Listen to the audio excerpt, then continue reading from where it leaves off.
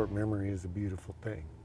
Well, in our game, for sure, the guys with the shortest memory, I think that's the key to being a really good player.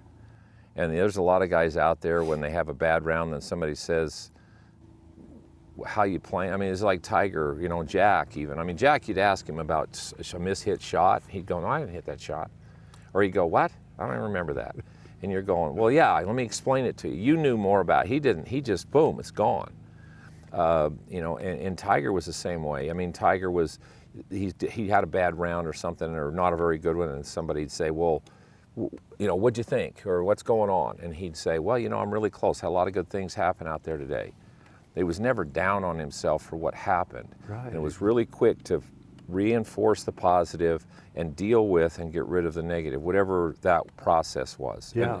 And there's different ways to deal with the negative, but then it's got to go, because if it hangs in there, like you were saying in golf, if it hangs in there, then you're standing out there thinking about yesterday, or you know, or the last shot that you pulled a little bit. Now you're trying not to pull it. Yeah. Well, you're dead. Yeah.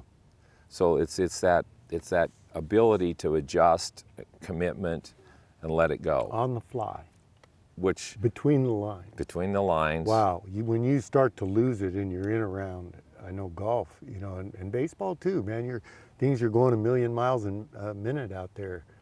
You've got to learn how to make those adjustments on the fly, under the gun. In the end here, you got to tell, because you told me this. You said occasionally when you'd get off, all of a sudden you'd wind up and just let one go into the back.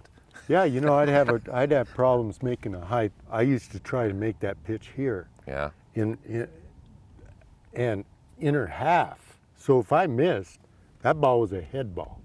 It was a great purpose pitch, Mike. I had him in my hip pocket. That's what Dick Allen taught me. You said sometimes you just get up and just fire one into the backstop. So just to get loose. I'd be having trouble making that pitch in here, and you know, I'm not making it. It's down in the zone. I don't want it in the zone. I want to punch him out. You know, I want to strike him out. Well, then I'd throw one off the frickin' backstop, 20 feet off the backstop.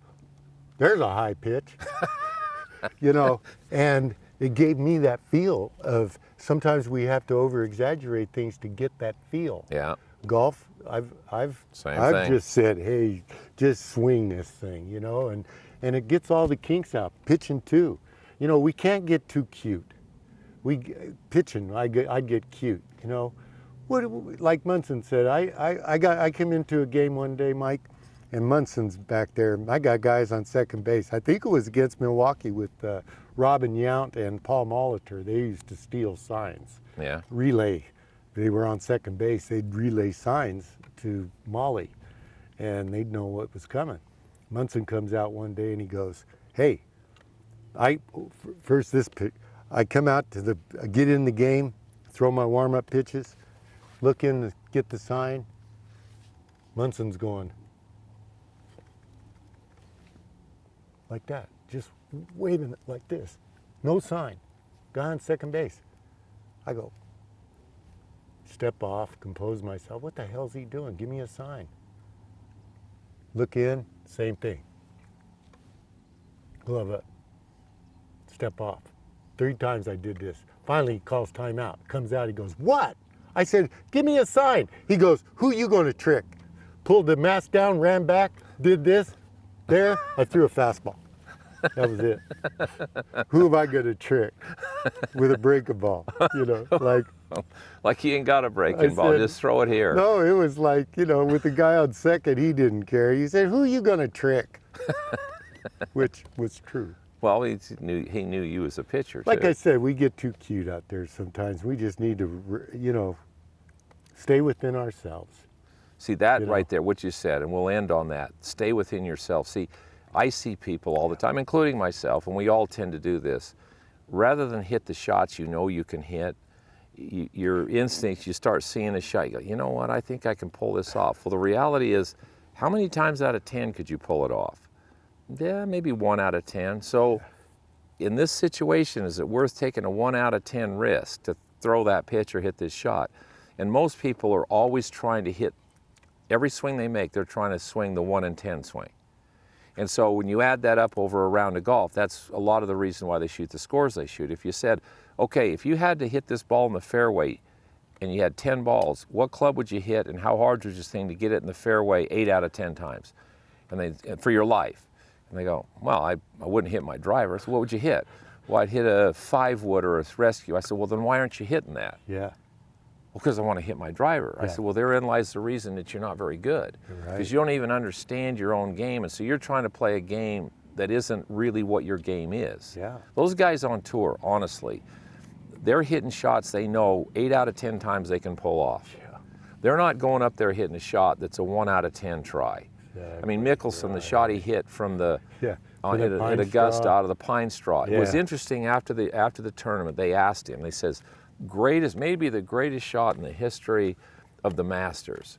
And Phil goes, well, no, it was an easy shot. And everybody's going, what do you mean easy shot? I said, well, yeah. He says, because where the ball was and the way it was set up, I'm going to go for it. Now, if I hit it, it's perfect. If I miss it, my miss is going to be in play.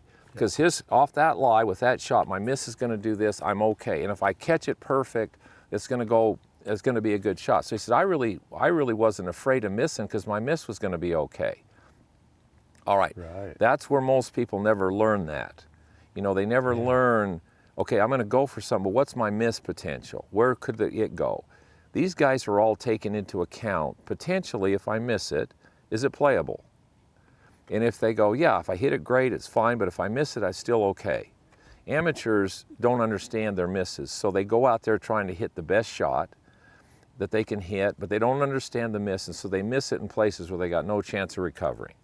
And these guys, they don't make bogeys because they don't very seldom hit it in a place where they can't get it up and down or find the ball. Right, exactly. And so that plays right into what you said about, I'm sure there's pitchers that go out and try to pitch a game when they try to throw pitches, and I've done it. You try to hit shots you're really not ready to hit or you don't feel comfortable with, and you stand up and you hit a shot. And outside of your comfort zone. Self, whatever it is. Yeah. Yeah.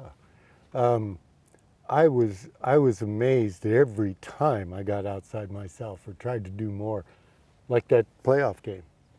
The harder I tried to throw, the slower it went. Then I relaxed. And Munson goes, what took you so damn long? And having done it, just like you, with pitching, and me with playing the tour and watching the really successful players, and there's a definite pattern and there's things that they get. And then you start to explain to people, here's what you need to learn, and here's how you need to practice, and this is what you need to do. Why? Because pretty much anybody who's ever really good has done this. And what's interesting is people, it's like they don't want to get it. It's like the discipline or whatever it is, they're so trapped into what they think they need to do, even when you make them aware of, look, here's what is consistent in the ones who are really good, and here's where you're struggling. If you do this, you'd be a lot better. And then you watch them go right back to what they're comfortable doing. Yeah. Or trying to do things that they really can't do. We don't like change. No. Change is hard. When you're used to doing something and then you're going to make a change, you either do or you don't. One last, I got to keep, this could go on forever because I could do baseball all day. Yeah. So, pitchers, I mean, you're Goose Gossage. Did you ever try to emulate or imitate another pitcher or try to throw different? Did somebody try to change your style, or do you see guys out there that, because I know our game, I mean, you watch, I'm going to try Jack Nicklaus, and everybody seems to want to be somebody they're not. And it seems like the superstars are really okay with who they are, and they don't care to be somebody else. They're just okay with who they are. Mm-hmm. And the ones who struggle look at the superstars and try to copy the superstars and to try to change who they are. So did you deal with that at all in pitching? No, I didn't. I'll tell you who I really looked up to was Al Downing, left-handed, go figure. I don't know how this came about, but Al Downing looked so cool. He'd catch the ball back just like it was when he was with the Dodgers. Yeah. And I watched those World Series with even Koufax in the 60s, you know, when they had those great teams. Drysdale, oh my God. It was amazing, but I didn't really emulate or try to, you know, I just thought Al Downing was the coolest thing on the planet, you know, but Gosh, we used to sit there and watch the game of the week with Dizzy Dean and Pee Wee Reese every day. We'd have 10 kids from the neighborhood with my dad and my mom and everybody watching the game, and the Yankees were on a lot, back then. So, Mike, this has been amazing, man. I love it, and the things that we can draw parallels between the two sports is really, I'm really amazed the more I play it. My golf when I played, starting pitchers are Smoltz and Glavine and Maddox and those guys. We relievers, we didn't get to play a lot of golf. Because you were We pitching took every day. my day off was I'd go out and drink as many damn beers as I could drink. It was my day to get the hell away. I didn't know what a golf swing was. I still really don't, but you're helping me a lot. I can tell you that. At least I know now, we were talking about it earlier, knowing what to work on. It's everything. Well, let's get you over there and let's take a look at what we're doing in golf and see where we tie it. Goose, Great, Mike. thank you very Great, much. buddy. Appreciate it, pal. Pleasure, pal. Thank you. Man.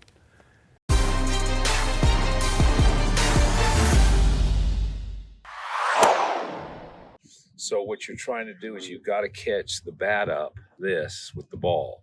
So when the bat goes, you got to catch the bat up to the ball. If you try to hit it with this, you're going to fight the face being open forever. Because all this is in this game is an extension of your left arm. Now in baseball, this is the bat because you're going to hit it with the shaft. You're going to hit it with this. But see, golf, the bat, there's the handle of the bat, there's the toe of the bat. So what you got to be looking at is you go back, and when you come in, you're going, you got to square the bat, which is the face. It has nothing to do with this. Right? Okay. So come on up here. There you go. There you go. Boom. Boom. Now, don't hit this one hard. Okay. But I want you to stand, take it back, right hip out of the way, and square the bat. Think about the bat. What happened to the slice? It's freaking gone. Well, because as soon as your eyes see what you need to do, your hands are good enough. As soon as you go, oh, that's what I got to do, you can catch it up fast.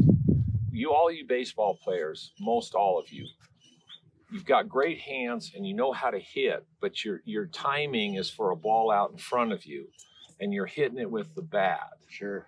Well, you got to figure out what the bat is. So first, the ball's further back, so you got to get turned more, and you got to get the bat going sooner. And what is the bat? This is the bat. Has nothing to do with this. This is an extension of your arm. So basically, baseball players should stand like this and think about this I should being be hitting it with exactly, bat. which is the bat. Yeah. You know.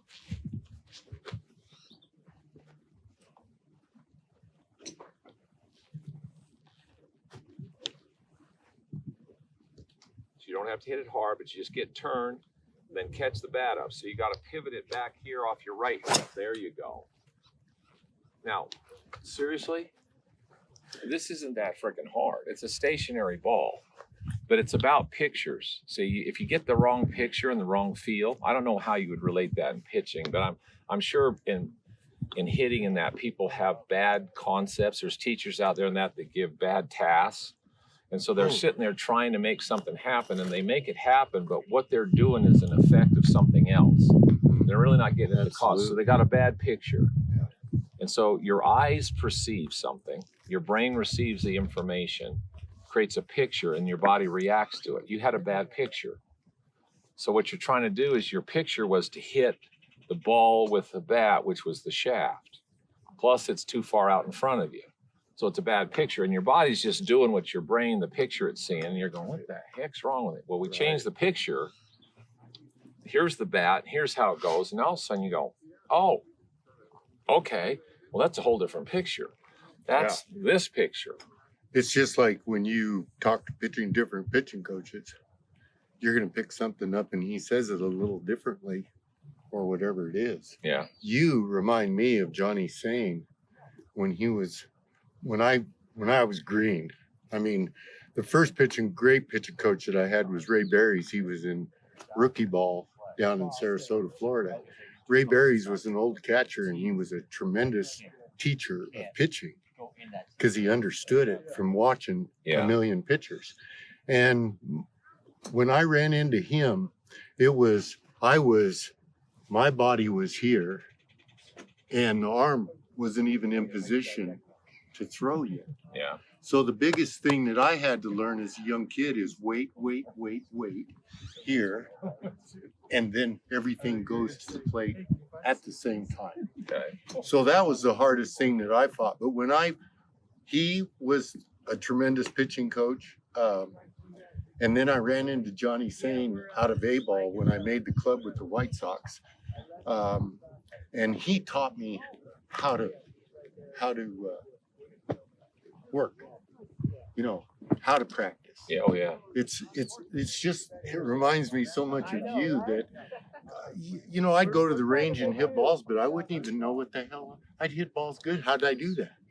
It was amazing. And pitching is I see so many similarities between pitching and golf that it's incredible. Yeah. that I've taken it up.